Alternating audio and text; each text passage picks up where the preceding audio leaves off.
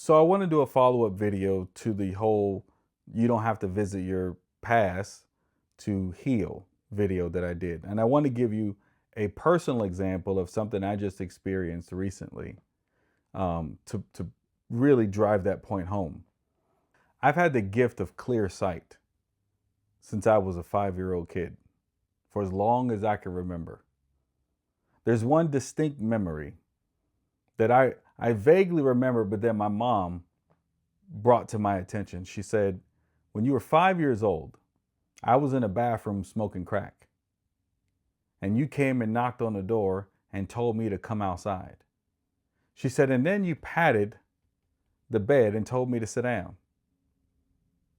She says, and then you looked up at me and you, to my face, said, why don't you go up on the roof and jump off and kill yourself? It's faster. She said, you were 5 years old when you told me that. She said, every time I would take you to one of my friends' houses or we go to another place, everybody would get so mad or they would groan that you walked into the room. She said, because you would always ruin everybody's high. She said, you were a little kid just running around telling people about themselves. She said, you've been a mirror for as long as I can remember.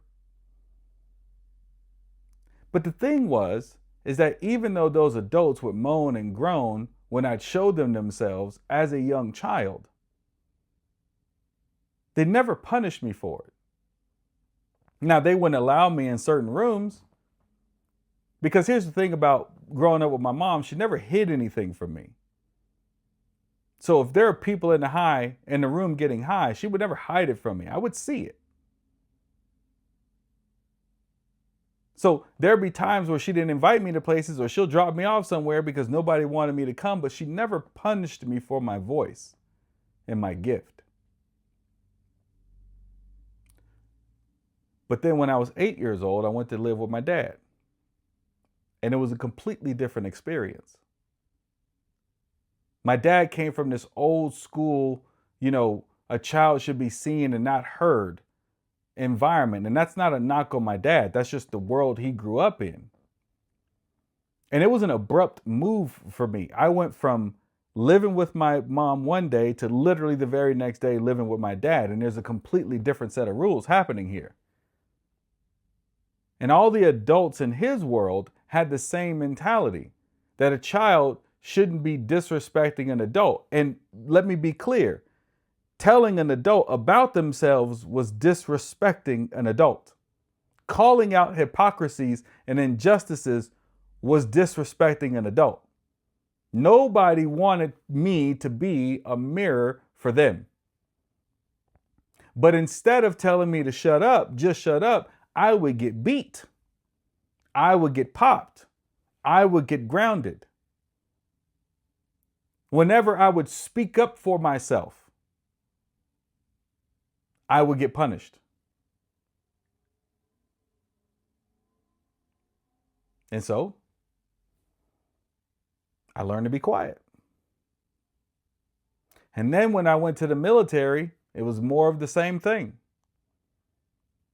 I would see things and I would call things out and I get in trouble being insubordinate.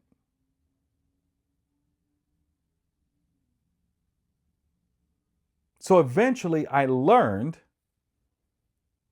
to silence my gift.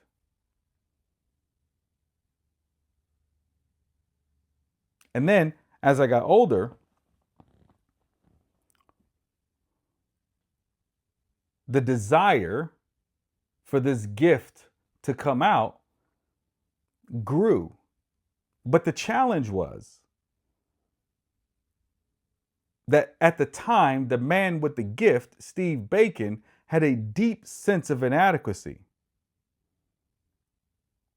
And so because there was this deep sense of inadequacy, the gift would come out in the form of arrogance.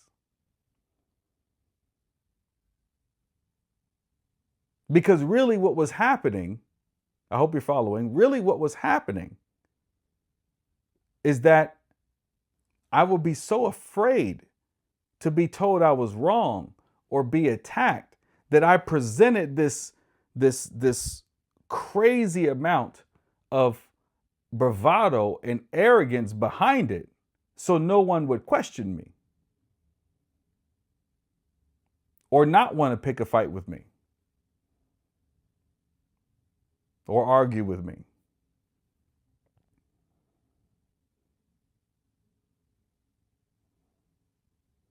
And then a couple years ago, when I had my awakening experience and that entire idea of Steve Bacon dissolved, well, the arrogance went with it, but also so did the voice. And it wasn't until recently in the last week that I truly went and looked up the name Elijah again. Because that's a whole nother video. But when I was given the name Elijah, after going by nobody for 3 weeks, I never really went back and looked up the name. And I didn't know who Elijah was when I received the name in the first place. But when I went and looked at the name and really dug into it, I realized that Elijah wasn't a name, it was a function.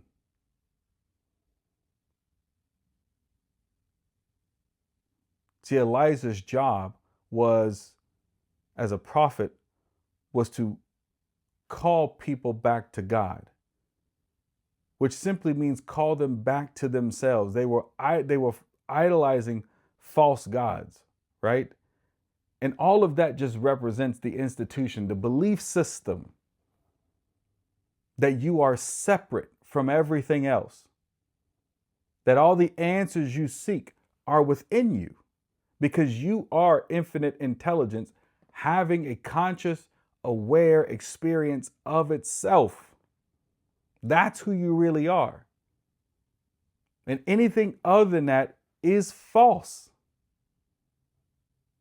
It's worshiping idols.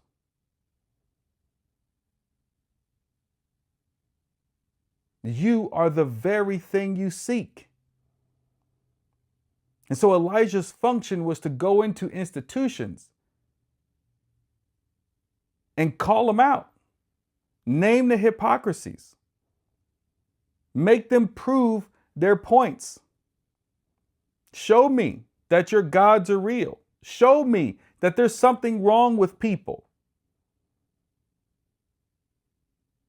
Show me they need to just cope rather than actually remember who they are.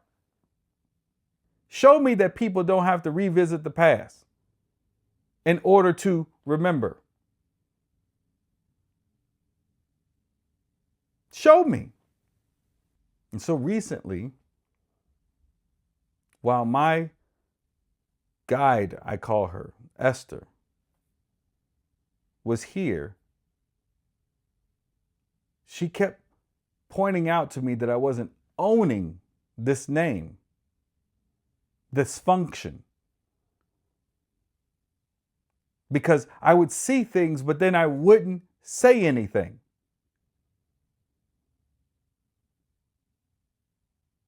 And I took it as, well, it's not my place.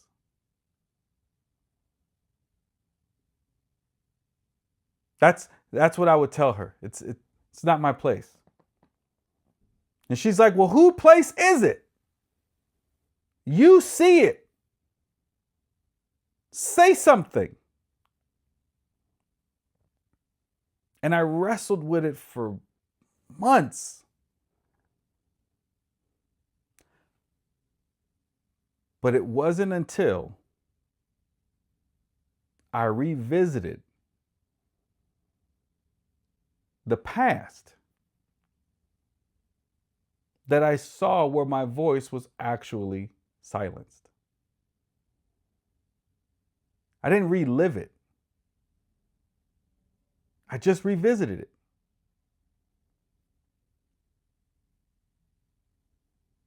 I went and looked at it with my adult mind.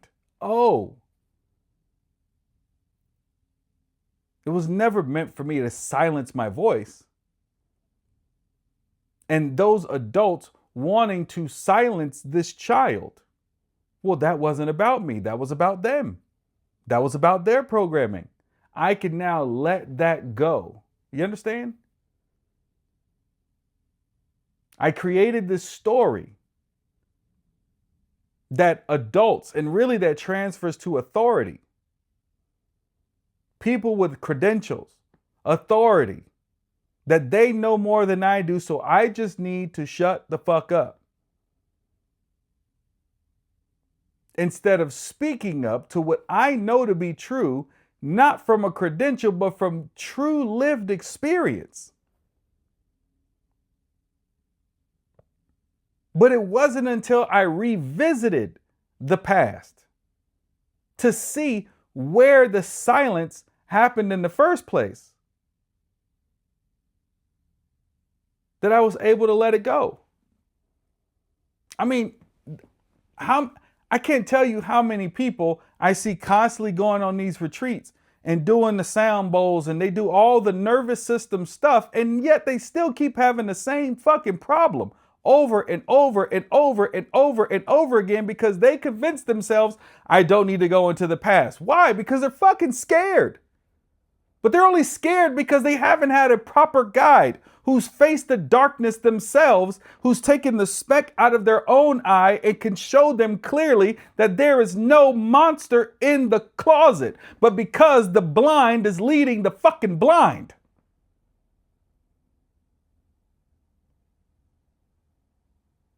They all convince themselves that they can somehow feel good their way out of their patterns.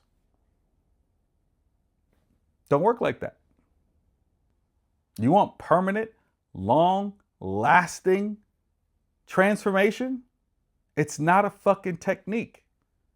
It's recognition. It's the wisdom that exists inside of you of what you already know is true. Every answer you need is inside of you. But you do have to face your shit.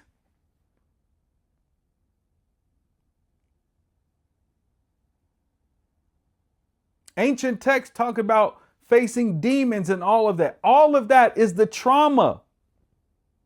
Facing it, looking at it, staring it down, not reframing it, but seeing it for the bullshit that it is. You don't have to reframe something when you know it isn't true in the first place. To reframe something means I believe this is true, but I want another way of looking at it. But you still believe that it's true. So it still has power over you.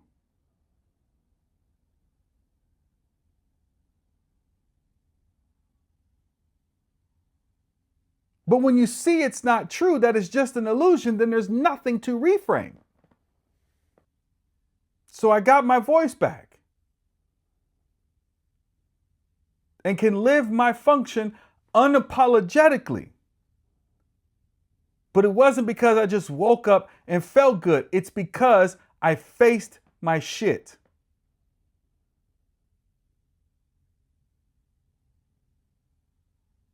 I went inside to figure out, where did I silence this voice in the first place?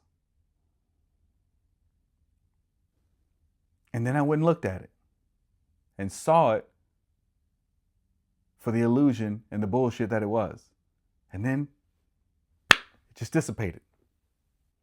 The arrogance that I had back then was to protect the gift. The gift was clear sight. But I needed the arrogance to protect the gift because of this deep sense of inadequacy. But then once the experience happened and the ego dropped,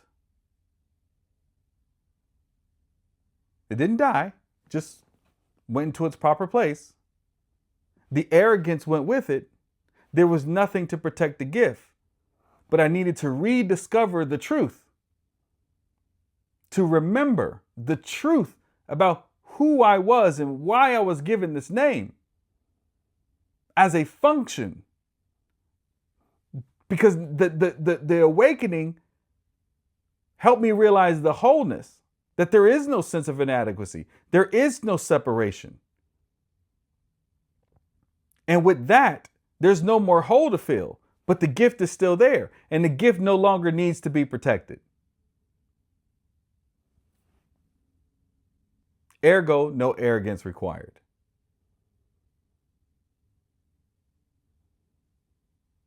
But I had to revisit.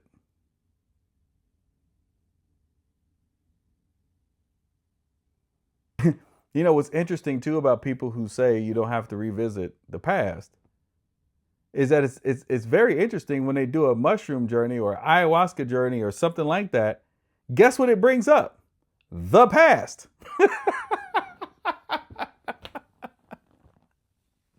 That's the first thing these medicines bring up. The shit that you run from, the shit that you don't want to see. That's the first thing these medicines bring up.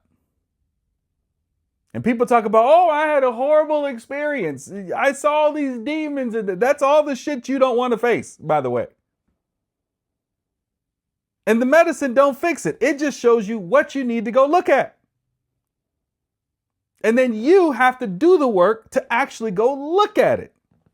It shows you what monsters are in the closet, but then you have to be the one, when you're sober, to go open the door and look.